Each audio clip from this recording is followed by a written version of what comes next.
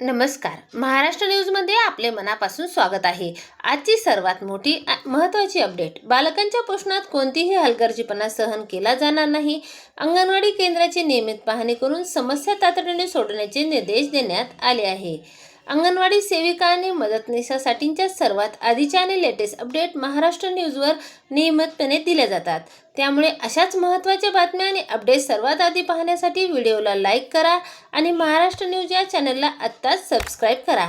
चला तर मग जाणून घेऊया अंगणवाडी केंद्रामधील व्यवस्था आणि बालकांच्या पोषणाबाबत प्रशासनाने घेतलेल्या आढाव्याची संपूर्ण माहिती. वाळूज महानगर परिसरात महिला व बालकल्याण विभागाच्या कामकाजाचा आढावा घेताना जिल्हा परिषद सदस्या विद्या गायकवाड यांनी अंगणवाडी व्यवस्थेतील प्रश्नावर प्रशासनाचे लक्ष वेधले. अंगणवाडी केंद्रातील सुविधा, पोषण आहार आणि बालकांच्या सेवांमध्ये कोणतीही हलगर्जीपणा होऊ नये अशी भूमिका त्यांनी मांडली. त्यावेळी त्यांनी अधिकाऱ्यांनी प्रत्यक्ष अंगणवाडी केंद्रावर जाऊन पाहणी करणे अपेक्षित असल्याचे सांगितले.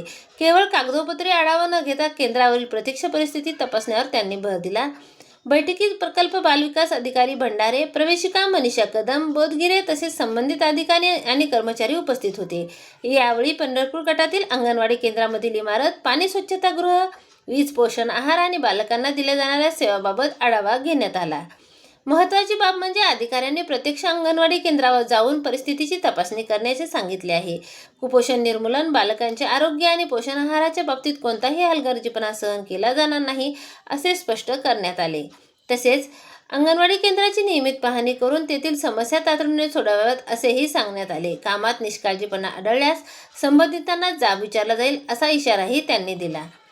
म्हणूनच अंगणवाडी केंद्रामधील सुविधा, बालकांचे आरोग्य आणि पोषण आहार याकडे आता अधिक गांभीर्याने लक्ष दिले जाणार असल्याचे या आढाव्यातून स्पष्ट करण्यात आले आहे.